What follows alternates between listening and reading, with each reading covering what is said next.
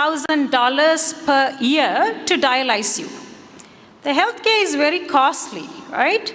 So when the government is spending that amount of money to dialyze you for only 1 year, when are they going to find, where are they going to find the money to, improve the social service, improve your schools, improve your streets, right? So you have to be a little more careful. Looking after yourself is not a choice, but a responsibility. Because especially when you're in a public healthcare system. Not only that, there are many other reasons why you have to look after yourself. There is a lot of controversy over diet, right? So some people are talking about paleo diet, some are talking about keto diet. Why there is so much controversy? If you ask about 10 doctors in GTA, what is the best medicine to control cholesterol? All of them will point out to one particular medication or one class of medication.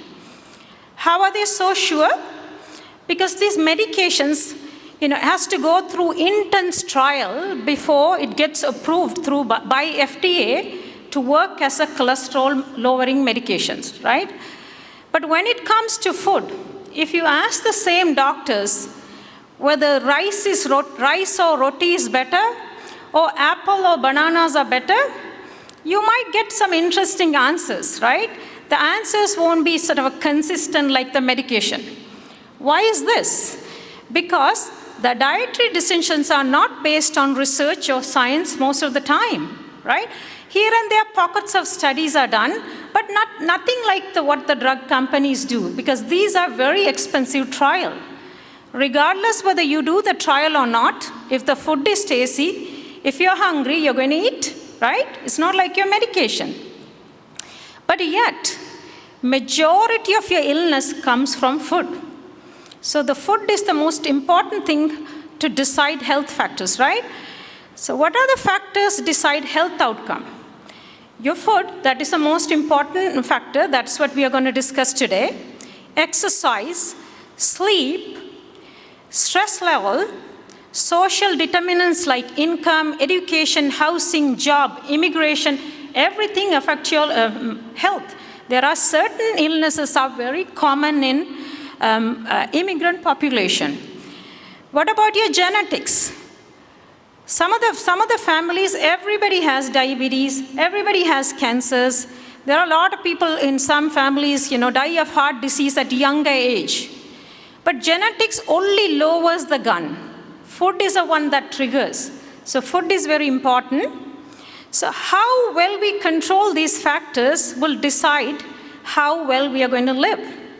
So we will discuss food now. There are numerous benefits in losing weight, but the problem is to lose weight. Some of the sisters in the audience wanted me to speak about weight loss today. So I thought I will touch on it. There are some are nodding already, right? So how do we gain weight? Each time when patients come to my clinic, and I tell them, it looks like you have gained weight, what's going on? The patients, most of the time, majority of the time, patients tell, Dr. Mohamed, I'm not eating anything oily. I'm not eating anything fried. I haven't, in fact, touched a samosa in few months. I have 2 questions for these patients. Is this patient telling the truth? Or is it the fat that is causing the weight gain? So we have to investigate that, right? Let's see what happens to your food in your body. So your starches that you eat will turn into glucose. What are your starches? Your apple is starch, your sugar is starch, rice is starch. What about your kale? Kale is also starch, right? So now you know that starch, the carbs are of different types, right? How quickly a carb turn into glucose will decide how good is your carb. So when you chew on a piece of bread, you feel, sugar taste in your mouth, right? So the absorption happen even in your mouth, right? So the bread turns into sugar fairly quickly compared to when you eat kale. It does not have that sweet taste, right? So obviously kale is better than your bread. That is what the bread is very addictive. What happened to your protein? What are your protein? Your chicken, your fish, your egg. All of them are proteins. That will turn into amino acids and that will turn into glucose, right? Can you see that? Okay. So the protein will turn into amino acid and that turn into glucose. What happens to your fat? So fat goes through a complex metabolism. I have made it simplified for you just to make it easy. So the fat will turn into fatty acids and glycerol, and it will turn into ketones and glucose. Now, as you know, everything what you eat is turning into glucose, but at a different rate. Carbs will turn into glucose faster, but the protein is second fast, and the fat turns into glucose slowly. All right? So then we have all eaten now. We have eaten all the variety of food, and we have lots of glucose in blood, right? So what happened to this glucose? When glucose enters the blood, there is a hormone called insulin secretes in the blood, right? The duty of insulin to get rid of the glucose from the blood. If you don't have insulin, what will happen? Oh, if your insulin is not working, what is the illness you get? Oh, there, somebody's saying diabetes. Okay, you're all good at diagnosing, right? So where does this glucose enter now, right? The insulin is going to get rid of the glucose. Where does glucose enter?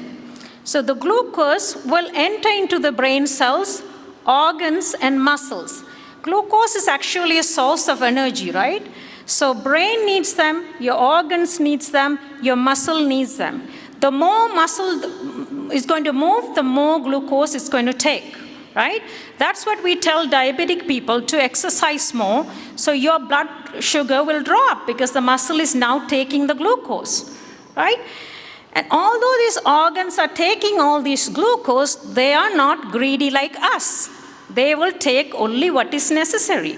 So brain and organs and muscle will take only up what is necessary for them. But we have eaten a lot. So what will happen to your excess glucose in blood, right? Excess glucose in blood will be stored as glycogen and fat. Where is it stored?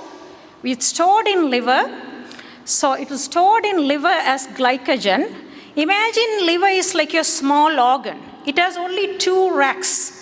So glycogen will occupy that 2 racks, right? That's all glycogen can take. Then the liver, whatever the excess sugar, the sugar is actually stored as fat in the liver. So if your doctor is telling you have a fatty liver or fat in the liver, this is what's happening. You are producing excess glucose. Clear so far? So what will happen to your rest of your sugar? Because you still have a lot of sugar. Those sugar will be stored as fat in adipose tissue. Where is your adipose tissue? Adipose tissue under the skin, around the waist, around the organs, everywhere. So that is your fat that is wiggling, right? So you have now gained weight by eating too much, all right? Now we'll see what happens. So we will actually summarize this finding. Glucose is stored as fat, right? And the more glucose we make, the more fat we become. Most of what we eat turns into glucose, but at a different speed. Quicker the glucose is made, the quicker we become fat, right? And the carbs turn into glucose quicker. So the carbs will make you fat quicker, right? Why would that patient tell about the fat? Where did the fat come from? Why did the fat take the blame? There's 2 reasons why the fat takes the blame. One is fat is calorie dense. If you take a cup of olive oil and a cup of rice, obviously cup of olive oil will have more calories. But all of us know that we can eat 3 to 4 cups of rice without any problem, right? Can you drink the whole cup of olive oil?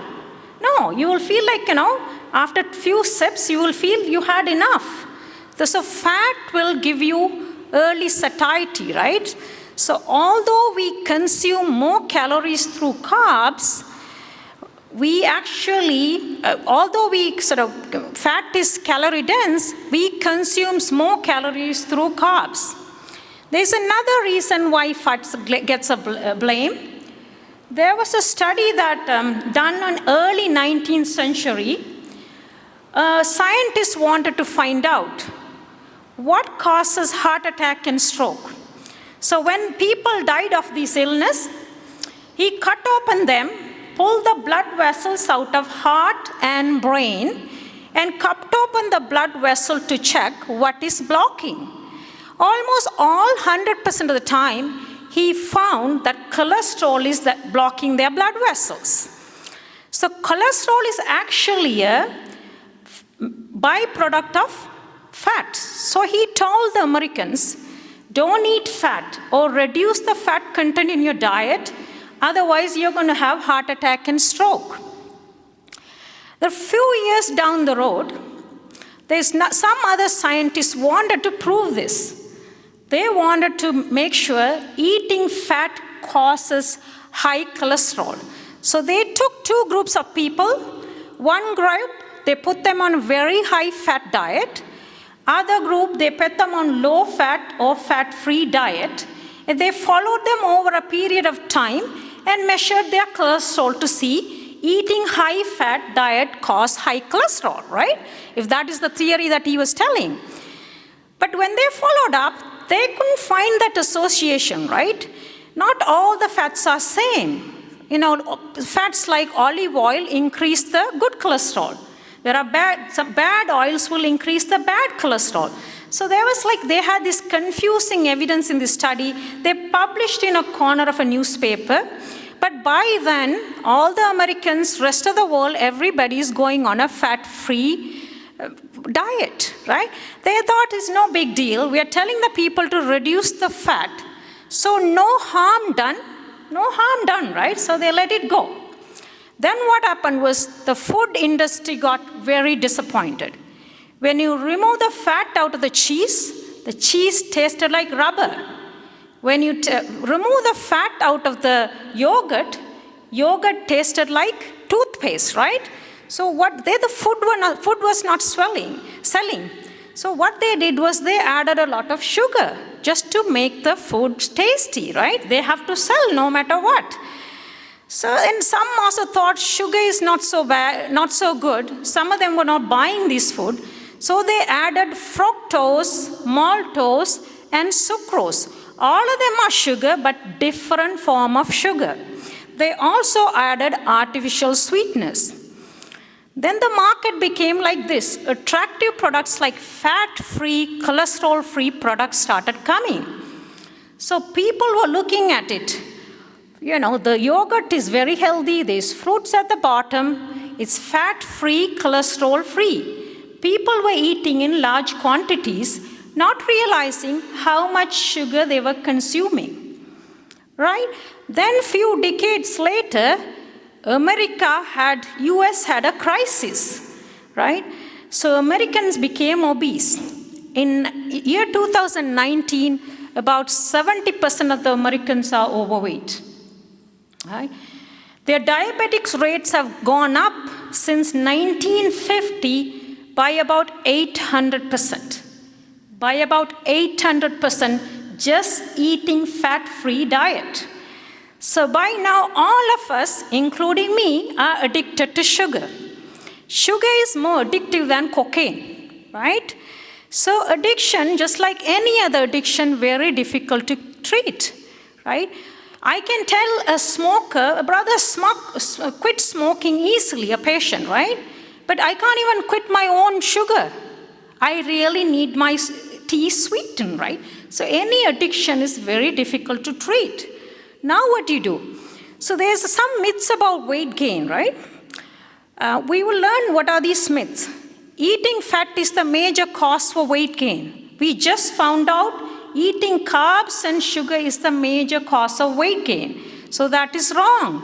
Frequent eating is essential to lose weight, right? That is what my personal trainer told me, right? Eat frequently so that you will lose weight. How is it possible? More frequently you eat, more glucose you're going to produce, the more fat you're going to store. That's only a myth. Eat breakfast like a king, right? The larger amount you eat, right, more sugar, more glucose you're going to produce, and more fat you're going to become, right? That's only a myth.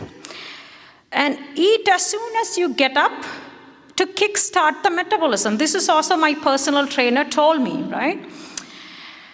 So metabolism does not stop unless you die, right? Even while you're sleeping, you're dreaming.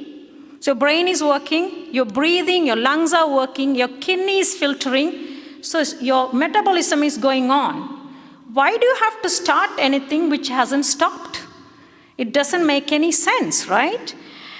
And before the electricity was invented, we didn't have the fridge. Now, as soon as you get up in the morning, we open the fridge, probably after Fajr. We open the fridge and eat our breakfast. What about our hunters and the food gatherers?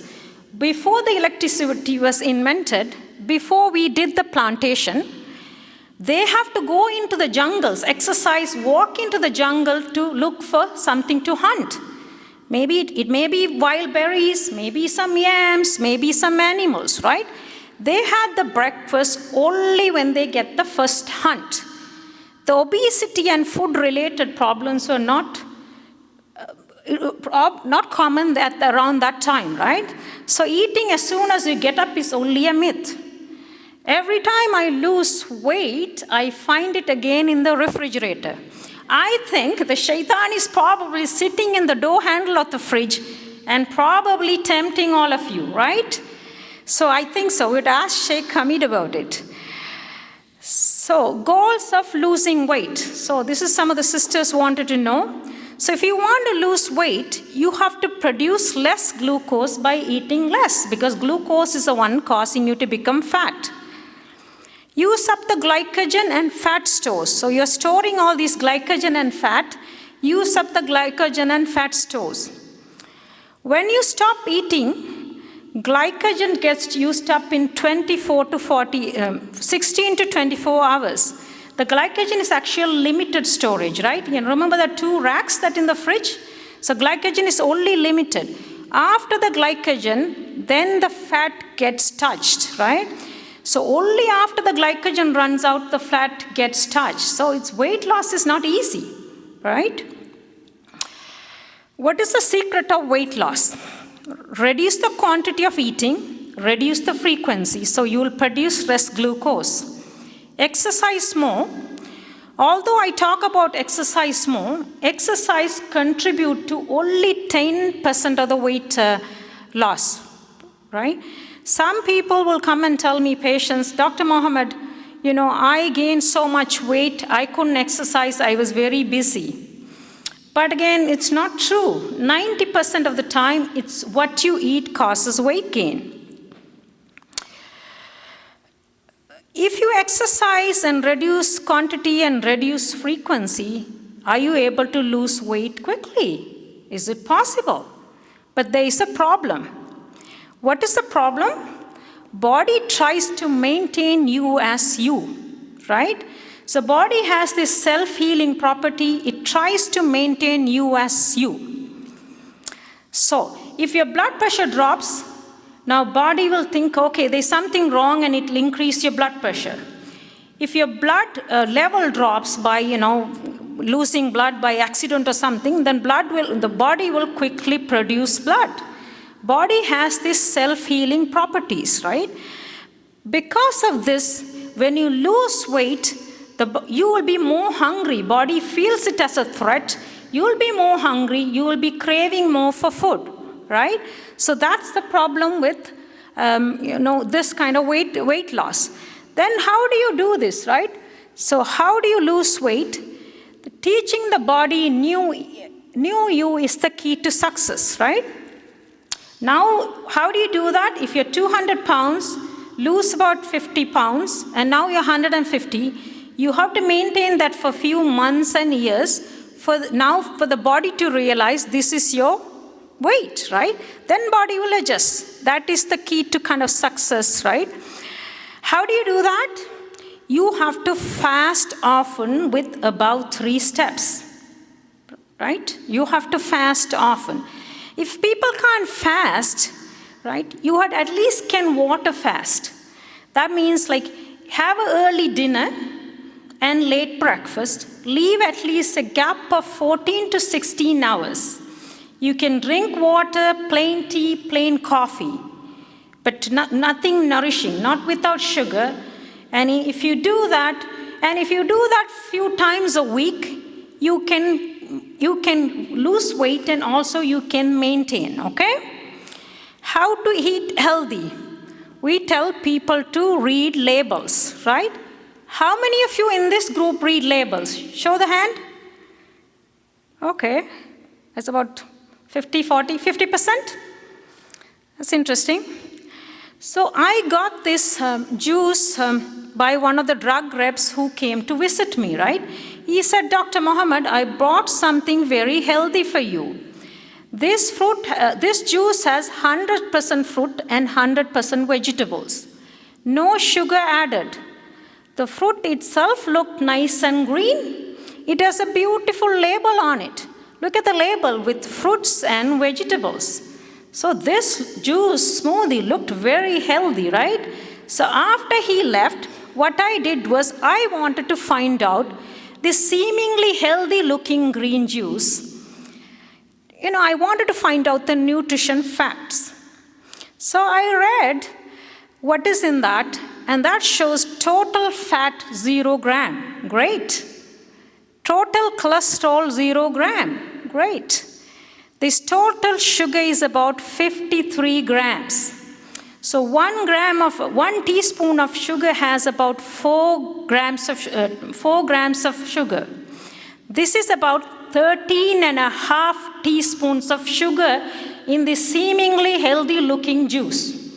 Why would I have to drink that? Unless if I'm desperate to gain weight, right? We told that sugar causes weight gain.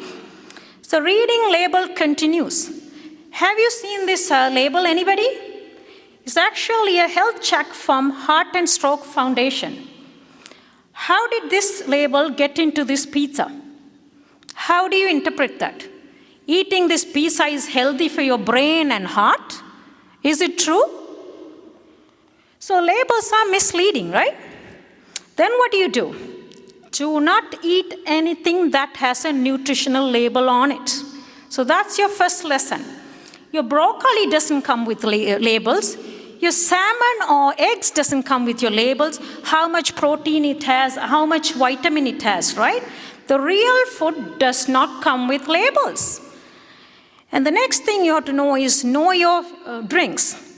The small Coke of can, which is about 330 ml, has about 32 grams of sugar. That's about 8 teaspoons of sugar. When patient comes to me, they tell me, Dr. Mohamed, I don't use any sugar in my tea. Do you drink Coke? Yeah, not much, twice a week. It does not make any sense. Look at the other juices. Nestea has about 7 teaspoons. Your Red Bull, your Dole juice, your fruit juice, and also your chocolate milk. Everything has sugar except water. So the second thing you should stop eating if you really want to live healthy, you have to stop your juices and pops, okay? What about your other beverages like cocoa, coffee, tea, green tea, right? These are rich in antioxidant and polyphenols. What are those? The antioxidant and polyphenols has anti-aging and cancer-fighting properties in them. And also it protects your heart and blood vessels, right? But not to be taken with sugar, right? Sugar is the devil here. What about any other sweeteners? Avoid all of them, right? When you want to sort of quit smoking, you don't go into e-cigarettes. Then you will have a new problem now with e-cigarettes, right? So you have to train yourself without anything. But if you really want some sweetness, you could use stevia, but avoid Splenda. Splenda is bad. What about your honey? So honey is mentioned in the Quran, but I'm not sure honey mentioned in the Quran is the same honey what we find in supermarket. All right? You have to pick the wholesome honey. Honey also mentioned as medicine in the Quran, so you have to eat like medicine, right? Honey has lot of sugar. If you look at the honey composition of honey, glucose is about 31%. We told we digested sugar, carbs into glucose now, right? Now we are eating glucose directly. Your blood sugar will spike up very fast because honey has 31% of glucose. And it also has 38% of fructose. It has maltose and sucrose. Only 0.5% contains minerals, vitamin, and enzyme. So don't drink honey in jars thinking honey is very healthy. What about your dates? Date is full of sugar. Date contains about 71% to 81.6% sugar. That again contain glucose, your digested form of starch, glucose. So it'll spike your blood sugar very quickly. One date can bring the blood glucose by 2 to 3 digits instantly. All right? This is one date will have about 3 to 4 teaspoons of sugar. Okay, so when you eat for iftar, eat only one. All right, don't eat too many, right? Some of the patients will come and tell, doctor, it's sunnah to eat 7 dates, sunnah to eat 5 dates. But again, think about it. If you eat 7 dates, your sugar will be up by 21. Normal sugar is going to be between 4 and 6 fasting. What about your fruits? Fruits are very rich in sugar too, except avocado. Avocado has good fat, right? Just like a fat similar to what is in the olive oil, which is very good for your heart. Right? Eat fruits like candy because it has a lot of sugar, right? A lot of people go wrong in there. They eat a lot of fruits thinking fruits are very healthy. When we were hunters, when we were in the jungle looking for food, we ate fruits in spring and summer to store fat for the winter. So winter we didn't get anything to hunt, right? So we were actually storing fat to use for winter. Now, throughout the season, we are eating fruits and storing fat. What for? When are we going to use that fat? Right? And also these cancer studies, they wanted to find out what kind of food cancer cells loves. So what they did was they took 3 dishes, put like fructose in one dish, the second dish had glucose, and the third dish has ketone. They put cancer cells in all 3 dishes and they tried to grow. And they noticed the dish that had fructose, the cancer cells were growing very fast. I'm not telling you the fruits causes cancer, but this is the fact. The fructose, the cancer cells grew faster. And also you have to eat fruits in the season and locally grown. Why am I saying this? Right? In summer, if you have fruits, if you have berries, strawberries, raspberries in summer, locally grown, eat them if you like. But if you're in minus 30-degree temperatures, if you go into supermarkets and if you see fruits, right, where is it going to come? It doesn't come from far. These fruits are actually plucked unripened. At the port of entry, the businessmen have to give a spray of ethylene oxide to ripen them and keep it fresh, right? So this is on top of your insecticides, pesticides, all the chemicals. Now we are getting another spray of chemicals on top, right? But we don't know that. We keep eating thinking these are very healthy. Eating an apple a day keeps a doctor away. It's only a myth. If you keep on eating fruits, I'll bring all of you closer to me. All right? What about your cereal? One of the scientists wanted to find out how healthy these cornflakes are. So he took, number of kids and he fed them all a bowl of cereal and he measured their sugars. The next day what he did was, he took the same number of kids and gave them all a ball of sugar to eat. And he measured their glucose levels.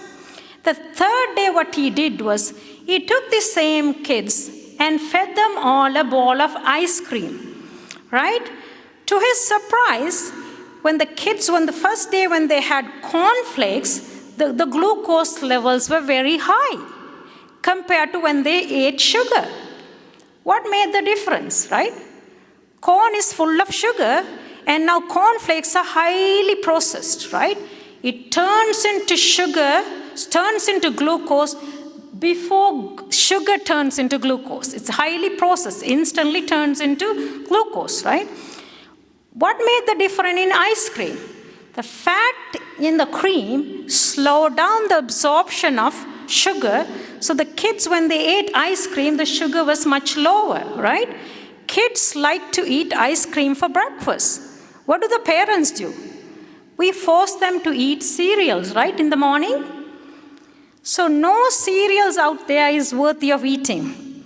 Not even your high-protein whole wheat cereal, right? Dump them all, okay? What is this sign now? Anybody know? We're banning, right? What are we banning? We're banning pops and juices because it has high sugars. We're banning cereals. We're banning food with nutritional labels from entering our household and also probably entering our mouth as well. Okay? Baby food or candies. I will not leave this room without talking about baby food. In pregnancy, you have to eat absolutely careful. All right? There was a recent study that was published in British Medical Journal. This study is about population study that was done in California. They took two groups of people, two areas in California. One had higher amount of pesticide and insecticide use.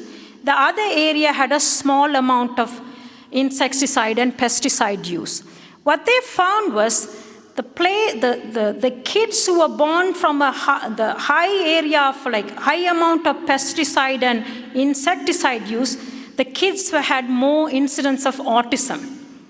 You probably know all about autism, but you have come across this. This study actually got published only about 2 weeks ago. This is fresh from the pot, right? So the autistic kids, the brain is damaged. What they thought was these insecticides and pesticides entering the placenta and crossing it and entering the baby's brain and damaging this baby who is growing in this uterus, right? So this is a serious issue. 1 in 67 Canadian kids have autism. Even the van attack man had autistic, the young street van attack, the man, he had autistic spectrum disorder, right? These kids are kind of really damaged for life. And some of them also believes, right, these gender identity issues. This is not proven though, right? They believe certain BPAs, arsenic in the chicken and all crosses the placenta, enters the baby's brain and prostate gland, and it changes the way they're thinking, right? This is, good thought to have, but it's not proven, right? This is, somebody will, if you want to read about it, research it, go ahead. And when the babies are born, we are giving canned milk. Whenever I think about breast milk, I think the breast milk is like a magic, right? When the baby is born, your milk is ready. It comes in a correct nutrition, correct temperature, but we still don't like to feed the breast milk. We like to feed canned milk for whatever the reason. It's actually not even food. It's actually food-like substances, right? For whatever the medical reason, if you can't feed your child, nurse your child, don't feel sorry for it. But again, I think the breast milk-fed kids have less allergies, less asthma, less illness. They even say they have less diabetes, right? And we also feed these kids cereal, jarred vegetable, juices, and desserts. The small bottles, the baby food has even puddings and custards. These babies are only 6 months and 4 months old. They're not even asking for sugar. They're not talking. Why are we feeding these kids sugar? Is it a way to tell welcome to the world, get used to our sugar? Is that what we're telling these babies, right? You have to be very careful. And then sweetened cereals, muffins, pancakes, brownies, breakfast options are awful. And then sweetened milk, sweetened yogurt, pizza, craft dinners, packaged foods, right? And the snack options, Oreos and chocolate chip cookies. So are we feeding sugar for their main course, sugar for their snacks, and candies on the side? Right? Sugar for their main course, sugar for the snacks, candies on the side. I recently saw a 17-year-old kid in my practice. He's a Sri Lankan kid. His blood sugar was 27. The blood sugar has to be, below 6, right? Fasting between 4 and 6. His blood sugar was 27. And he was about 220 pounds weight. He was weighing about 220 pounds. When I spent quite a bit of time with him, and then this is a list that I put you now. This is exactly the list that he was giving, that he was eating. He told me, Dr. Mohamed, my parents never cooked. This child is crippled for life now, right? Because he has to deal with his diabetes. We are setting up this kid for failures, school failures, allergies, behavioral issues, brain damage, obesity, chronic illness, early onset of diabetes, early onset of arthritis, early onset of cancer, anxiety, depression, everything related to your food. All right? That's not fair for, kids, right? This is our kids. Why are we feeding this for the babies? So choose your food wisely. Your rice is better than bread, pasta, corn, and quicker oats. Corn has a lot of sugar. Bread and pasta will turn into glucose faster. And the corn is actually given to this chicken, right? In the farmers that give the corn for the chicken, they give soy and corn to grow them really fat. So we should not be eating fat if you really want to keep yourself in ideal weight. The quicker oats also turns into sugar faster. Beans have more starch than protein, right? So eat rice or bean, not rice and dal. Right? Avoid canned beans because of the concerns of BPA, because BPA is really bad for the health. Eat potatoes or rice, not both. You can't combine two starches together, right? Never combine rice and bread. We always, eat biryani and the bread on the side. I don't know why we do that. And the olive oil, coconut oil, butter, ghee are better than your highly processed toxic corn oil and vegetable oils. If you chew on a piece of coconut or if you chew on olives, the oil will be readily available in your mouth, right? That's what they call first pressed oil, or they will call extra virgin olive oil or a coconut oil. Where does the oil come from? Corn, right? When you chew on the corn, you will have only sugar. Where does the corn oil come from then? What about your vegetable oil? If you chew on a piece of, cucumber or spinach, do you have oil in your mouth? Where does the olive oil coming from? These are very highly processed toxic oils, right, which is not good for your health. So we have to be very careful. This vegetable oil, although the terms are so deceiving, those are not very healthy oil. If you take a little bit of cream from the milk and put it in the blender, you will make butter. It's readily available, right? To compare to vegetable oil and corn oil, it's all business gimmick. Olive oil is the best, right? And best fats are avocado, olive oil, and nuts, not peanuts. Peanuts are your beans, right? Cashew actually come from a plant poison ivy, the same group as poison ivy. The skin of the cashew could be very toxic. You have to be careful to eat you have to be careful in eating cashews. Eggs and seafood are very healthy. Watch for mercury in the fish, right? Eat small fish, then you won't get that much of mercury because mercury is damage into your brain. Add a lot of green leafy vegetables and cruciferous vegetables. What are cruciferous vegetables? Your broccoli, your cabbage, your bok choy, your leeks, all of them are really good.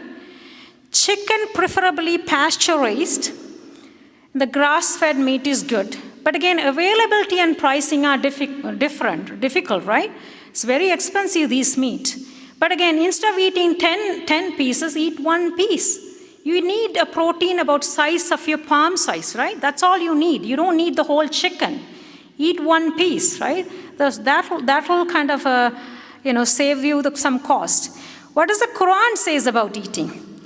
Eat of the good things. Eat of what is lawful and wholesome on earth. Fruits, vegetable, meat, and seafood are mentioned in the Quran. I'm putting this because some people usually ask me, right? Some of the patients ask me, shall I go on a vegetarian diet? Shall I go on a vegan diet? But if Allah has decided this is the good diet for you, He wouldn't have put meat and seafood as food, right? What do you think? That's what I think. So, and what more the Quran says? Eat and drink, but waste not in extravagance, not in excess. Allah doesn't like you wasting and not eating excess, right? What did the Messenger sallallahu alaihi wasallam taught you about eating? Eat only when you are hungry. And he had this 1/3 rule, right? 1/3 food, 1/3 water, and then 1/3 empty. And Messenger sallallahu alaihi wasallam also fasted often. So now we looked at the good food and we are going to do groceries, guys. All of us are going to Norfrills now, okay? We are entering through this vegetable section of Norfrills, right? Usually we enter through the vegetable. We buy your onions, garlic, your herbs, ginger, lemon, everything is good. We buy all these. We buy your leafy vegetables, your cruciferous vegetables. If you want beet and carrots, we buy it and we go around. We go around to fish market, buy your shrimps, buy your salmon, right? And then go around to your fridge section to buy your eggs. Your grocery is done, guys. Grocery is done. Because you're going to avoid the aisles where the processed food, canned goods, and packaged food is. No wastings and sitting there and reading labels, right? Children are hungry, you're going to come home. The grocery is done. Do not buy anything unless you're planning to eat them. Parents come and tell me, Dr. Mohammed, my child is eating cookies all day long and drinking Coke. How did the child get the cookies and Coke?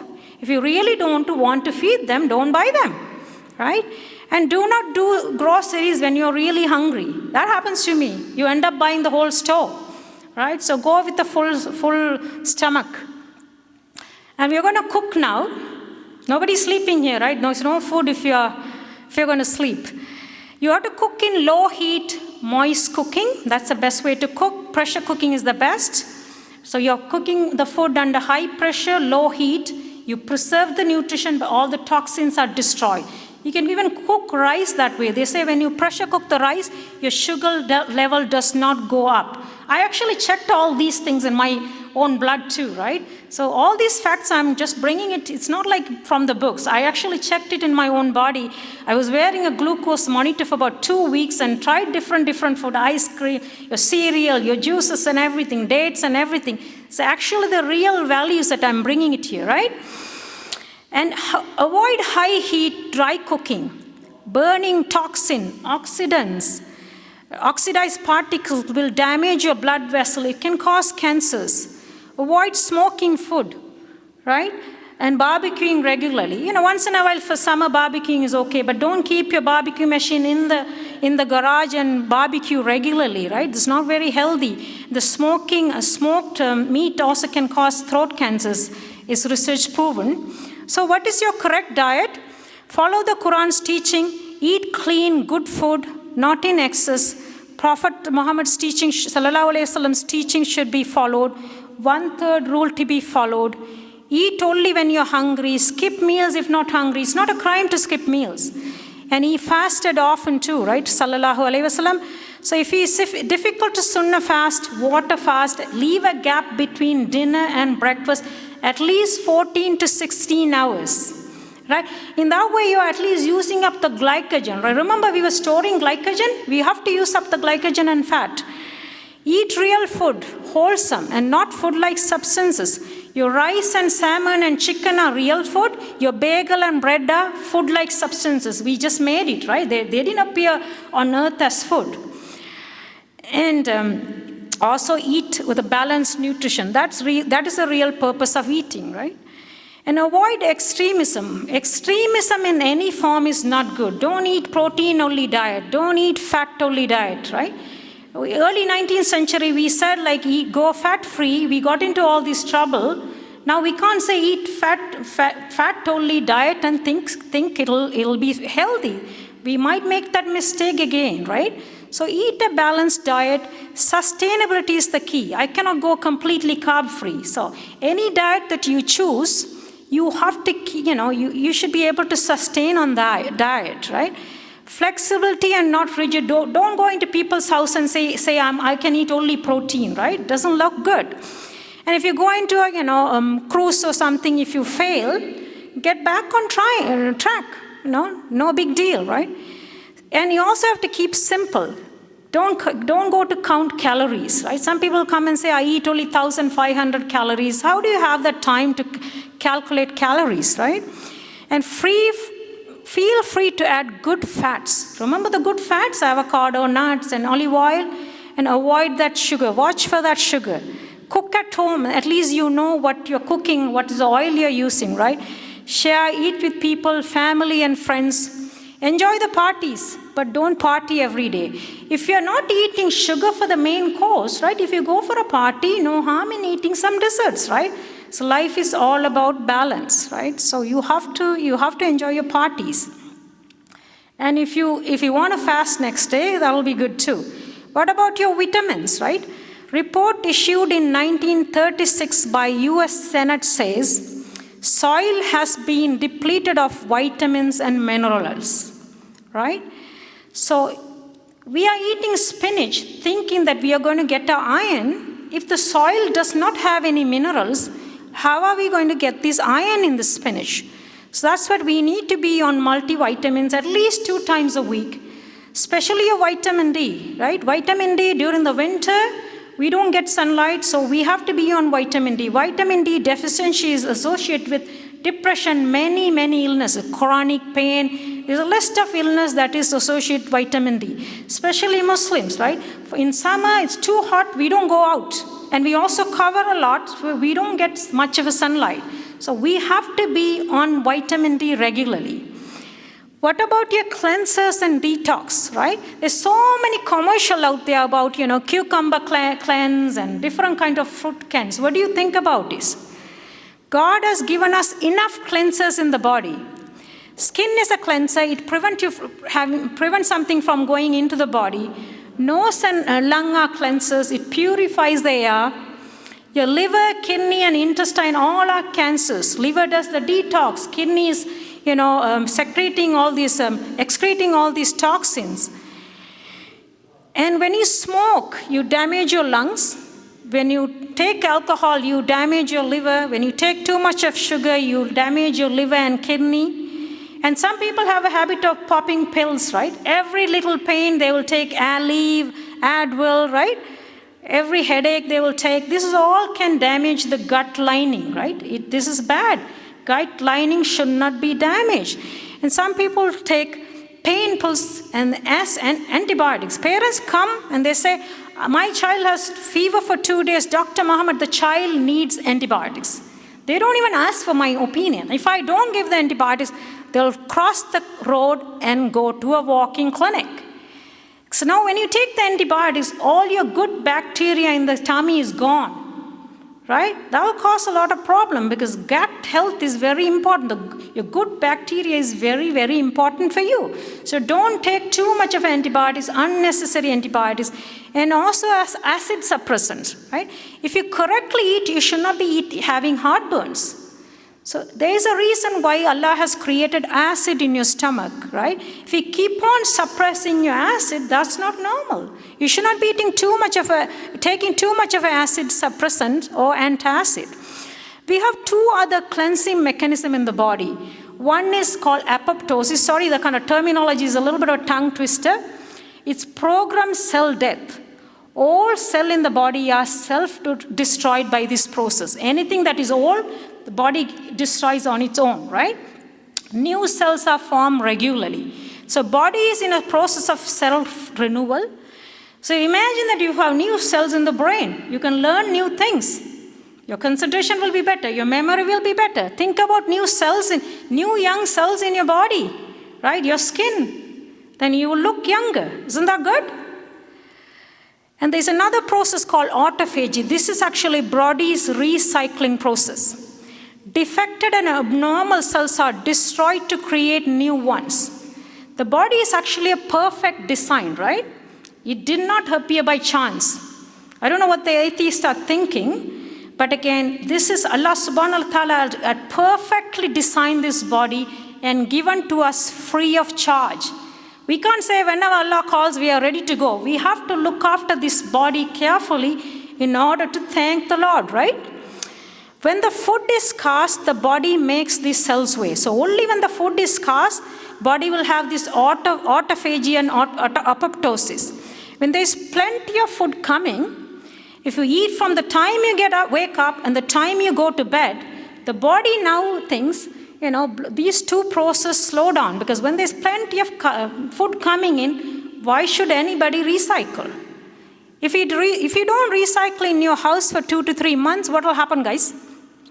All your old things will sit and clog the house, right?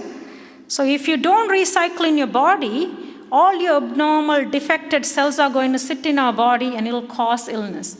Cancer is one such illness, right? So it's very important to pay attention to this. This will bring us to medical benefits of fasting. This is the most important part. I think most of you wouldn't have heard. All the other diet, most of you know. But this is a very important part of the talk. Flipping the metabolic switch, understanding and applying health benefits of fasting. Now we'll see what happens when you fast. Remember glycogen in the liver we were storing? It'll turn into glucose. Amino acid we produce from protein, it'll turn into glucose. Your glycerol from your fat, it'll turn into glucose. All of us think we are starving. There is a glucose factory going on in your body. If any diabetics in this group, your sugar hasn't gone anywhere. It's still sitting in your blood. You need to be on your medications. So before the Ramadan hits, before the May 6th come, you have to go and meet with your family doctor and get your medication dose adjusted. Don't stop your medications on your own, because you're producing a lot of sugar here. So a lot of ketones are also being produced from fatty acid. It happened fairly late in the day, not early in the morning, right? So because early in the morning, you still have a lot of glycogen. Now we said glycogen will first finish, then only the fat will get touched, right? So your ketones will come a little later. These ketones smell like rotten fruit. That is the smell that comes out of fasting person's mouth. All right? And the ketones, the benefit of fasting is driven by these ketones that smells in your mouth. All right? And fasting and dementia, mainly we are discussing Alzheimer's. When people die of Alzheimer's, scientists wanted to find out what is wrong with your brain. They cut open these brains and put it under the microscope, and they studied to find out what happened to these people's brain, what is wrong. And they found amyloid deposits in the brain. Amyloids are protein. They're thinking the amyloids are damaging the brain. Later on, they figured out amyloids are not damaging the brain. Amyloids are actually protecting the brain. When the brain gets insult, amyloids are like your bandage. You're going and covering this insult, right? So what are these insults?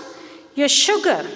Now they say Alzheimer's is type 3 diabetes in your brain, right? So sugar is really toxic to your brain. Your heavy metals like mercury in the fish, your chemicals, your toxins, your fungus, lack of sleep, your stress, everything damages your brain, and these amyloids are going and sealing them. In the process of the sealing, these amyloids interferes with your brain signals. Now the demented person does not know which is morning and which is night. Nighttime is up, daytime is sleeping. And then they have poor memory and they are confused, right? They come to the kitchen to pee and poo, and they go to the bathroom to eat. They're very disturbed individuals, right? This is one of the most degrading illness, right? So, and then it drops your dignity. Oh God, did I off that? Okay, sorry about that. These amyloids interferes with the brain signal and robs your dignity. And these smelly ketones, remember that we had this high amount of ketones in your blood, can repair the brain, removing these amyloids. This is actually a medical benefit of fasting. And there's also a process that autophagy, you remember the autophagy or recycling thing? Body's recycling mechanism will remove amyloid-laden abnormal cells. Right? So now all these bad, abnormal-looking cells are removed in the brain. During fasting, high amount of ketone levels are there, and it also triggers autophagy. So actually the body is being healed during fasting. That's a medical benefit of fasting.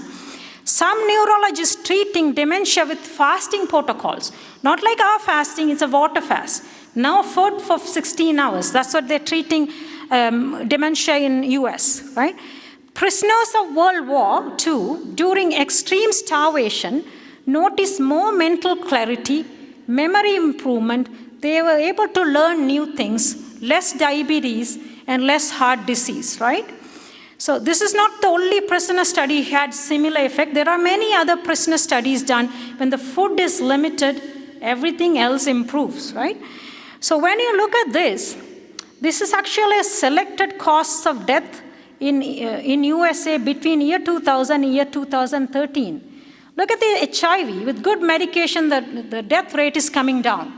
Look at your stroke. With your Lipitor, aspirin, good care in the hospital, the stroke rate is coming down. Your heart disease, your angioplasty, bypass, your Lipitor, aspirin, good care in the hospital, heart disease is coming down. Your flu shot and a good antibiotics, your pneumonia and influenza death rates are coming down, right? There is also prostate cancer, breast cancer death rates are coming. Some of the cancers can be cured. Look at your Alzheimer's. It's going up. The death rate for Alzheimer's is going up.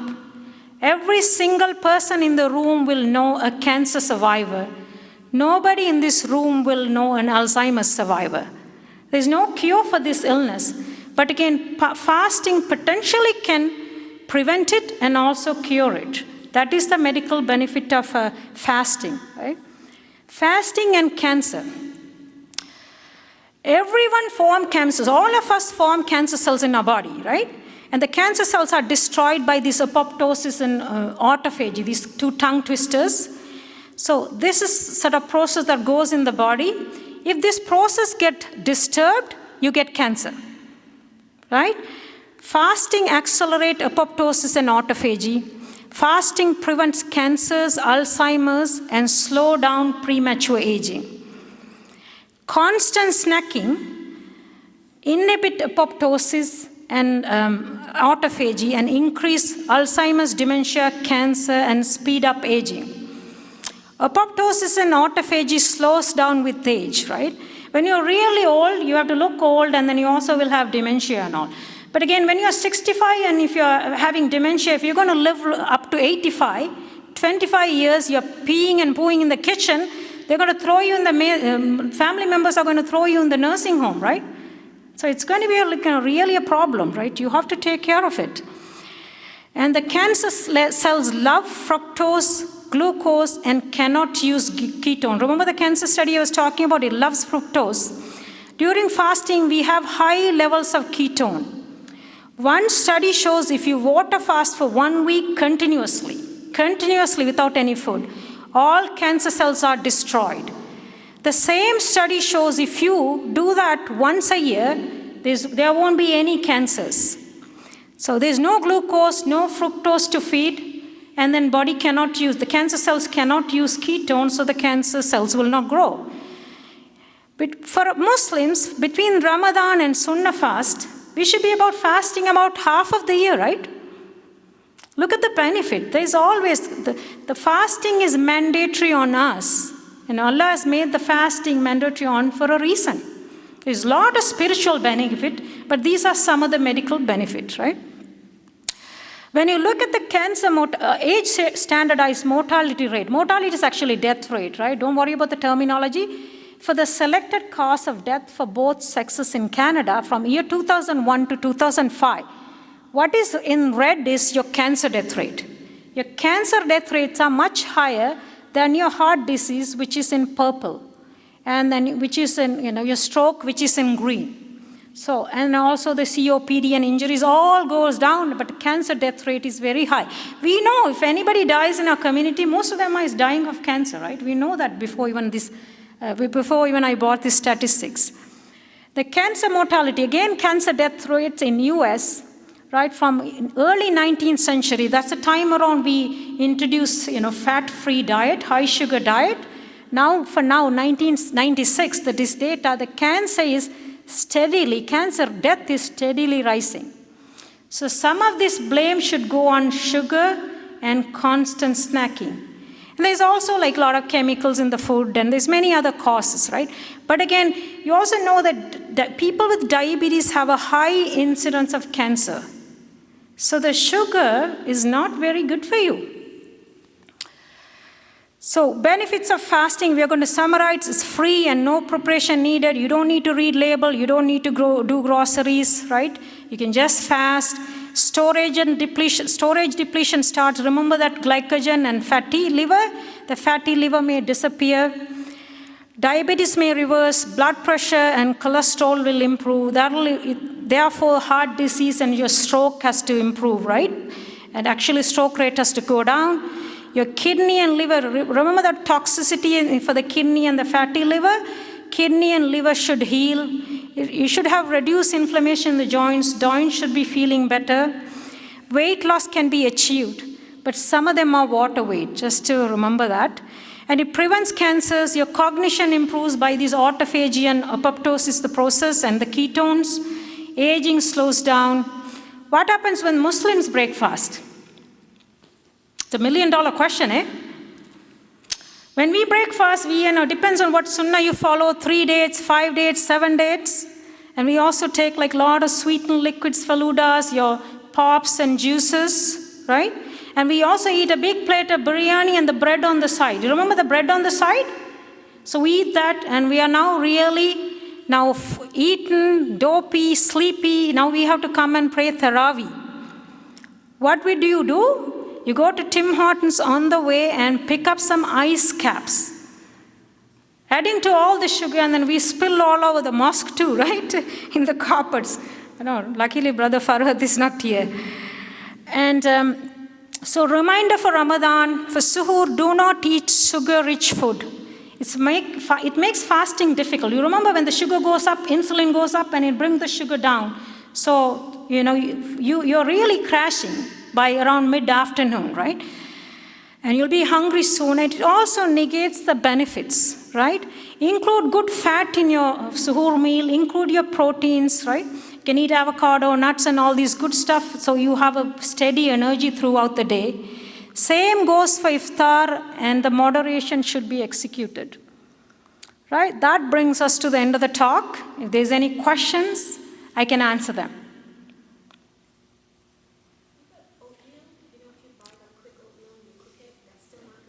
Yeah, the question is about the quick oatmeals. I said oat actually turns into glucose faster than your rice, right? So eating oat is actually a myth, right? If you really have to eat oat, you have to eat the whole oat. When you have the really whole oat, the bran is not very good for you. It can damage your gut. So eating oat is not a very good idea for your breakfast. You could eat eggs for your breakfast. You could eat avocado. You could eat salad, good green salad. Toss in a bit of olive oil, right? Toss in a bit of olives. It's a good source of good breakfast, right? You don't have to eat oats. A lot of patients proudly come and tell me they're eating cereal. Doctor, I'm eating very healthy. All of them will tell they eat healthy. Not a single patient comes to me. All of them are sick and the sugars are in their 20s. Everybody claim to be eating healthy. And what do you eat? I eat like nice bowl of cereal, Dr. Mohammed. I eat nice bowl of oats. And I said, why didn't you eat egg? No, egg causes cholesterol. That's not true. You can eat eggs every day. Those are good fats, right?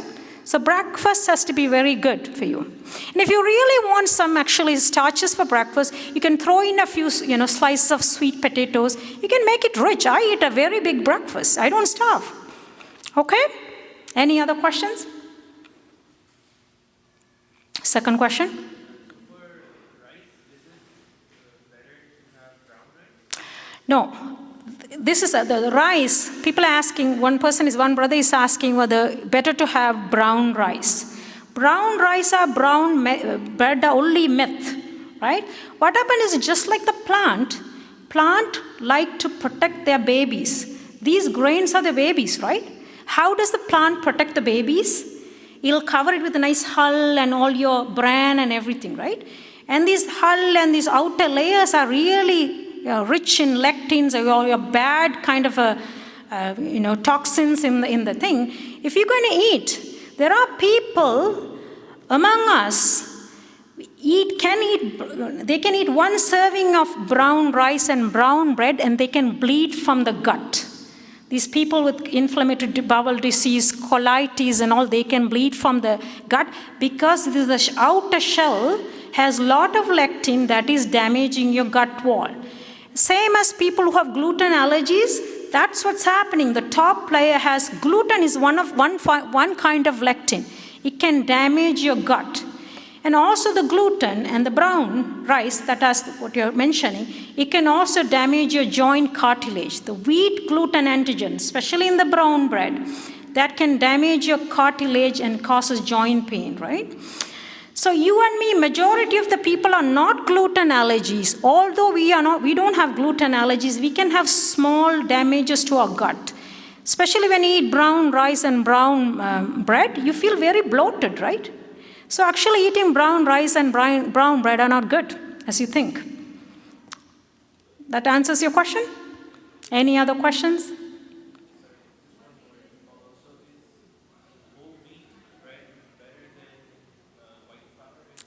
So that's what I mentioned all this time. The wheat, when you don't remove the husk outside, it can damage your gut. When you whiten them, when you really whiten them, it'll turn into sugar faster, glucose faster. So we are kind of caught between a rock and a hard place. So earlier, many centuries ago, actually these people, only the black people were fed brown bread. White people ate the white bread, right? Later on, they got a little confused and they thought white bread is turning into glucose faster. They said, okay, brown bread is better, and they were starting eating better. When you actually measure the sugar, with the brown bread, the sugar does not go up as much as the white bread. But again, the brown bread, the outer layer of the grain is not good for your health or your gut. It can cause problem. It can cause leaky gut. It can cause a lot of problem. Any other questions? Is coconut oil good or bad? Which one? The coconut water in the cans, first of all, anything comes in the can. Remember, what is that, fresh? Fresh from the fruit? And you're getting it from Sri Lanka from here? Or you're going to go there in Sri Lanka and drinking? You remember when you're bringing from there, you have to pluck everything unripe. And you have to kind of preserve this fruit, right? So anything coming from far, avoid it. If you're really going to go to Sri Lanka or, Guyana has coconut, you can go there and drink, right? That's how your fresh thing. Again, every juice will have some sugar, all right? And you also have to execute moderation in anything. Anything that is good, you don't take too much of it. Any other question? What is that? Fruits, I think you probably missed the bus. I was talking about the fruit all this time. You were asking about your fruits? Fruits are not as healthy as you think. Fruit has a lot of sugar. I think I had one slide, right? One slide about fruit. I think you probably, sister, you came a little late. Maybe you can meet with me at the end of the session so I can talk about it, right? Fruits are not as healthy as you think. It has a lot of sugar. Avocado is a good fruit. Any other questions? Yeah, shout out, sister.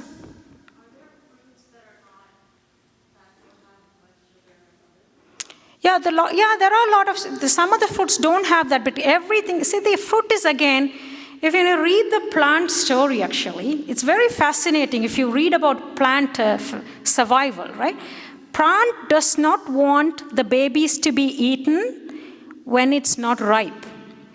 When the fruit is not ripe, the plants actually camouflage it, right? Your unripe fruits are green, the leaves are green. It camouflages. You know why it's doing? When you eat the fruits before it's ripe, you're going to throw the seed which does not have a chance to grow. Because the seeds, the shell is not hard, right? And you might also end up eating the fruit with seed, right? If you're going to take something unripe. So what plant does is, when the plant really ripens, the plant does not want the fruits to fall under the tree. Now the baby fruit is going to grow into a plant and it's going to compete for nutrition and sunlight, right? So what the plant does is, when the fruit is unripe, it injects a lot of toxin into the fruits. When the plant is ripe, it turns colors, yellow, orange, red, and it attracts people to eat. So when you eat only, you're going to throw the seed somewhere else, that seed will have a chance to grow. That's what you're saying, like when you're eating fruits out of season, right? If mango is coming from Sri Lanka or Guyana or whatever the country, you should not be eating that because they have to pluck the fruit unripe. So there's a lot of toxins the plant is secreting, and then on top of the insecticide, pesticides, plant has toxins. Now the farmer has to kind of pluck it unripe. At the port of entry, we get another kind of sort of a blast of ethylene oxide. So 3 or 4 layers of poisoning coming. So fruits, when it's not ripe, it has less sugar, but it can damage you, right? Because it has a lot of toxins. That answers your question? Sister, are you okay? Yeah.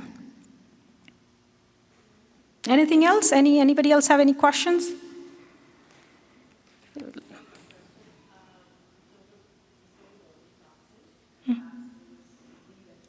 Yeah. So you're asking whether there is any natural ways of detox your body. Allah has created with so many detox organs plus apoptosis or autophagy and all, right? Fasting is good, and just maintain it. Don't smoke, don't overeat, don't frequently snack, right? And drink a lot of water so body gets detox. You don't need to do anything separately. What are you thinking, sister? What kind of a detox are you looking for?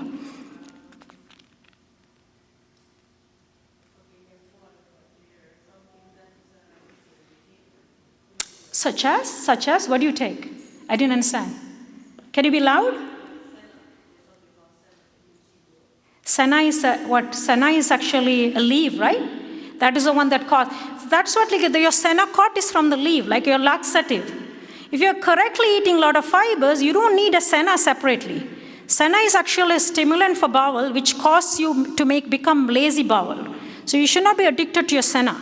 If you correctly eat, if you take enough liquids, enough water, if you hydrate yourself, you should be having your bowels normally. You don't need Senna. Senna is very addictive. Huh? Can you shout out, sister?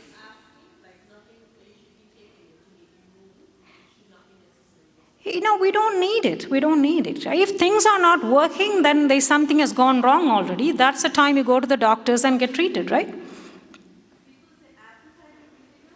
Actually, vinegar, good question. Apple cider vinegar, right? The vinegar is actually really good, but not sweetened. Not only apple cider vinegar, also the regular vinegar, it increases your glucose metabolism. People actually add vinegar to, the old ancient days, people used vinegar to cook. Vinegar will improve your blood sugars. Vinegar is really good. But again, for some people it bothers your stomach, but you have to use it a bit of a dilated form. When we make salad dressing, we don't buy anything from the stores which has a lot of sugars in it, right? So we use a little white vinegar, olive oil, lemon, salt and pepper, very tasty. And you toss a little bit of olives into it. It's very tasty, okay? Any other questions? I heard about this, but I don't know whether there's any science, sister, about the warm water drinking in the morning.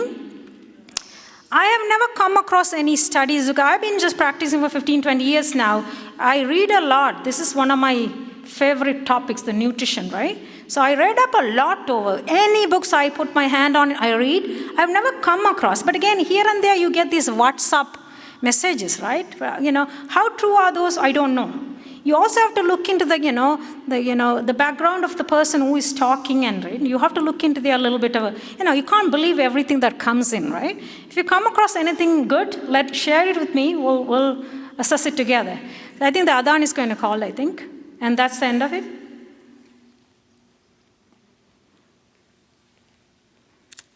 I'm going to take this one. Thank you very much, Dr. Roubiya. That was very, very informative, the nutrition and the benefits of fasting. So in addition to the spiritual aspects of fasting, there's lots and lots of health and medical benefits associated with the fasting. The only takeaway from me is that I have to stop eating 12 and 13 mangoes from Guyana in one sitting. The good news is that I should mix the mangoes with avocado, right? So that might work.